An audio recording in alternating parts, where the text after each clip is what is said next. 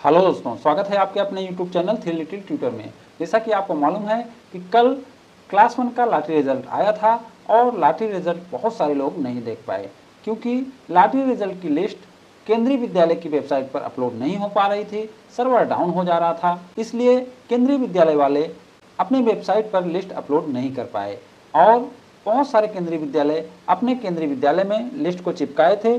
जो माता पिता केंद्रीय विद्यालय गए उन्होंने लिस्ट को देखा और अपने बच्चे का नाम देखा और इसीलिए मैंने एक तरीका बताया था जो कि ऑनलाइन पोर्टल पर जाकर आपके बच्चे का रिजल्ट देखना था। तो बहुत सारे माता पिता उस तरीके से रिजल्ट देखें, लेकिन अब ऐसे माता पिता जिनके बच्चों का नाम वेटिंग में आ गया है वो परेशान हैं कि कितने वेटिंग लिस्ट वालों को मिल सकता है चांस। तो ये क्वेश्चन बार बार आ रहा है, तो इसलिए ये वीडियो मैं बना रहा हूँ। और ये वीडियो मेरा अनुमान है, ऐसा फिक्स नहीं है कि जितना मैं बोलूँ उतना ही चांस मिले, उससे कम भी मिल सकता है, ज़्यादा भी मिल सकता है, लेकिन एक आइडिया आपको लग जाएगा क्योंकि मैं कई सालों से इस क्षेत्र में वीडियो बना रहा हूँ। तो मैं अपने पुराने अनुभव के आधार पर आपको एक टेंटेटिव डाटा बताऊँगा जो कि लगभग सही रहता है। तो चलिए वीडियो स्टार्ट करते हैं और दिखाते हैं कि कितने वेटिंग लिस्ट वालों को मिल सकता है चांस। वेटिंग वालों को कितना चांस? वेटिंग में चांस बहुत सी बातों पर निर्भर करती है, जैसे आपकी वेटिंग किस कैटेगरी की है, आपके केवी में सेक्शन कितने हैं, क्या केवी सिंगल शिफ्ट है या डबल शिफ्ट है। डबल शिफ्ट केवी में सबसे ज़्यादा लिस्ट आने की संभावना रहती है। तो जब आप मैसेज करते हो तो हमें अधूरी जानकारी देते हो कि आपकी वेटिंग किस कैटेगरी की है। जैसे जनरल वे में बोलते हैं कि मेरा वेटिंग में 64 है, मेरा वेटिंग में 32 है, मेरा वेटिंग में 5 है, 6 है, इस टाइप का मैसेज करते हैं। लेकिन वो ये नहीं बताते कि ये कास्ट कैटेगरी की वेटिंग है कि सर्विस पे आरटी कैटेगरी की वेटिंग है कि आरटी की वेटिंग है। तो अगर जब तक आप ये नहीं बताएंगे तब तक हम भी अनुमान नहीं लगा सकते। उसके साथ ही साथ आपको यह भी बताना पड़ेगा कि आपके केवी में सेक्शन कितने हैं, क्योंकि जितने सेक्शन रहेंगे उसी के आधार पर, उसी के रेशियो में वेटिंग वालों को बुलाया जाता है। अब किसी केंद्रीय विद्यालय में अगर केवल एक सेक्शन है तो वहाँ बहुत कम वेटिंग वाले बुलाए जाएंगे, वहीं जहाँ पर 4-5 सेक्शन चलते हैं वहाँ वेटिंग वाले को चांस मिलता है। और एक अति महत्वपूर्ण चीज़ जो है वह है क्या केवी सिंगल शिफ्ट है या डबल शिफ्ट है, क्योंकि अगर डबल शिफ्ट है तो वहाँ पर वेटिंग का बहुत ज़्यादा चांस मिलता है। वेटिंग वाले बहुत बार बुलाए जाते हैं, यहाँ तक कि चौथी और 5वीं लिस्ट भी आती है डबल शिफ्ट केवी में। वेटिंग वालों को कितना चांस? सबसे पहले हम समझेंगे कि सिंगल शिफ्ट में कितना मौका मिल सकता है। सिंगल शिफ्ट में चांस कम रहता है, फिर भी कुछ वेटिंग वालों को मौका मिलता है। सभी केवी में लिस्ट नहीं आएगी क्योंकि जिनके यहाँ सीटें बहुत कम खाली रहती है वे फ़ोन के माध्यम से सीट भर लेते हैं। तो जैसे जब मौका मिलेगा वेटिंग वालों को तो कुछ केंद्रीय विद्यालय के यहाँ 2 सीट, 3 सीट, 4 सीट ऐसे खाली रहती है, तो वो लिस्ट नहीं निकालते हैं, वो डायरेक्ट जिनका नंबर आता है उनको कॉल करके बुला लेते हैं और एडमिशन देते हैं। डबल शिफ्ट केवी में मौका, जिन केवी में शिफ्ट 1 और शिफ्ट 2 है उन केवी में ज़्यादा चांस रहता है। डबल शिफ्ट में वेटिंग को ज़्यादा चांस मिलता है क्योंकि सभी बच्चे दोनों शिफ्ट में अप्लाई किए होते हैं और एडमिशन किसी एक शिफ्ट में लेते हैं। तो अब आप समझ गए होंगे कि डबल शिफ्ट में मौका ज़्यादा क्यों मिलता है। जैसा कि मैं बता रहा हूँ कि जो भी बच्चे होते हैं वो दोनों शिफ्ट में अप्लाई किए होते हैं और किसी एक शिफ्ट में एडमिशन लेते हैं और ज़्यादातर कोशिश करते हैं डे शिफ्ट में लेते हैं, फर्स्ट शिफ्ट में लेते हैं। इसलिए फर्स्ट शिफ्ट की सीट भरती जाती है और सेकंड शिफ्ट में लगातार वेटिंग आते रहती है। अब हम देखेंगे कि कितना नंबर में चांस मिल सकता है, यानी वेटिंग वालों को कितना चांस मिलेगा नंबर वाइज।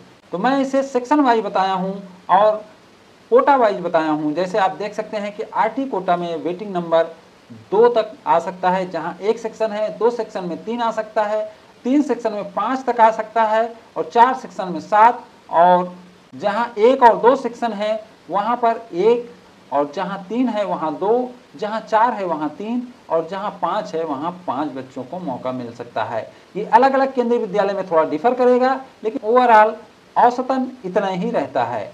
नेक्स्ट है शेड्यूल ट्राइब। शेड्यूल ट्राइब के लिए बहुत कम सीट रहती है क्योंकि इनका कोटा भी कम है और इसलिए इन्हें मौका भी कम मिलता है।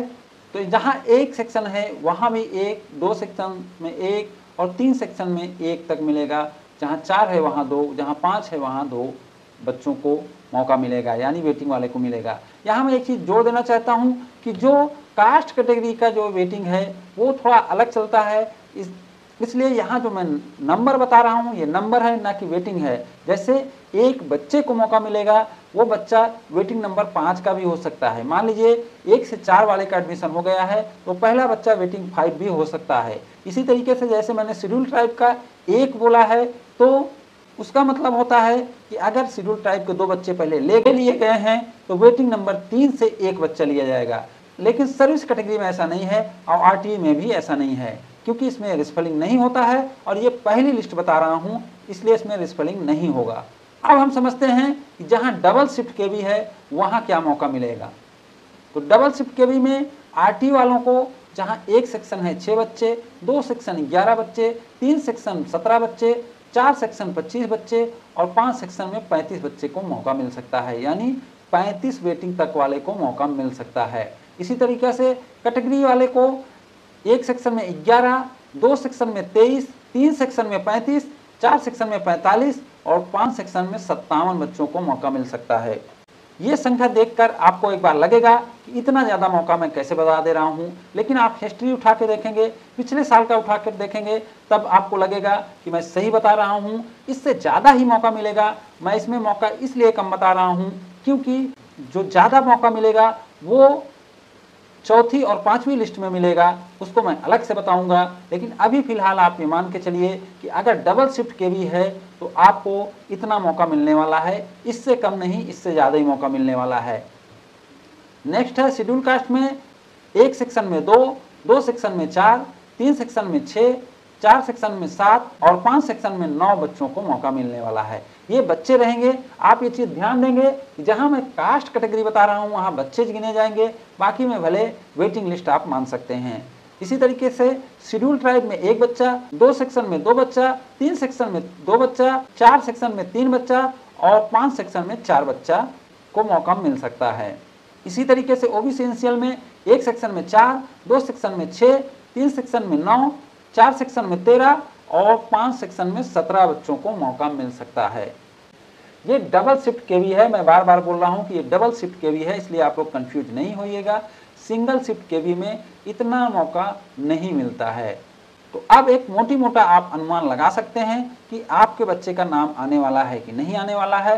मैं एक बार फिर से क्लियर कर दूं कि भारत विविधता वाला देश है और यहाँ बहुत तरीके के लोग रहते हैं, बहुत तरीके का रहन सहन है, माहौल है, बोली भाषा है। इसलिए किसी केंद्रीय विद्यालय के बारे में एकदम क्लियर बताना कि इतने तक ही मौका आएगा बहुत ही टफ है, असंभव है।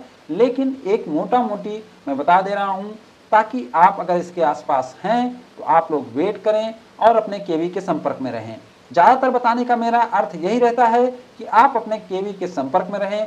ऐसा ना हो कि निराश होकर आप छोड़ दें और आपके बच्चे का एडमिशन ना हो पाए। अगर इसके आसपास आपका नंबर है तो आप जागरूक रहें, केंद्रीय विद्यालय के संपर्क में रहें और पता करते रहें। ये अलग अलग केवी के लिए अलग अलग हो सकता है, परंतु औसतन इतने लोगों को ही चांस मिलता है। मैं ये डाटा पिछले 5 साल के डाटा के आधार पर निकाला हूँ। तो जैसे मैं पहले ही बता रहा था आपको कि ये डाटा मैं अपने 5 साल के पिछले डाटा के आधार पर निकाला हूँ, जो कि लगभग सही रहता है। अब बहुत सारे ऐसे केंद्रीय विद्यालय पिछले साल मुझे मिले जहाँ 100 से ज़्यादा वेटिंग वालों को चांस मिल गया। मैं वो आपको एक आध वीडियो में लेकर आऊँगा, दिखाऊँगा कि 100 से ज़्यादा वेटिंग चली गई और उनको चांस मिलता रहा, क्योंकि वह डबल शिफ्ट का केंद्रीय विद्यालय था। लेकिन मुझे जो बताना है वह एवरेज बताना है। अगर मैं किसी को बता दूं कि 100 से ज़्यादा जाएगा और वहाँ 2, 3, 4, 5 ही गया तो वो क्या सोचेगा, और मेरे इंतजार में अगर वो बैठा रहा, अपने बच्चे का कहीं एडमिशन भी नहीं कराया, तो वो ठीक बात नहीं है। तो मैं एक एवरेज बता रहा हूँ। आप अपने केंद्रीय विद्यालय का पिछले साल का लिस्ट देख सकते हैं, कितनी लिस्ट आई थी, पिछले साल का पता कर सकते हैं कितने लोगों को मौका मिला था। वो आपके लिए सबसे बेस्ट रहेगा, क्योंकि वो आपके केंद्रीय विद्यालय का पर्सनल है और जिस केंद्रीय विद्यालय का है उसके आसपास रहने वाले लोग वही हैं, इसलिए डाटा भी वही रहेगा। इसलिए अगर आप अपने केंद्रीय विद्यालय का पता कर पाएंगे तो आपके लिए ज़्यादा बेनिफिशियल रहेगा। उम्मीद करता हूं कि ये जानकारी आपको अच्छी लगी होगी। अगर ये जानकारी आपको अच्छी लगी हो तो इसे लाइक एंड शेयर करें और हमारे चैनल को सब्सक्राइब भी करें। Thank you for watching.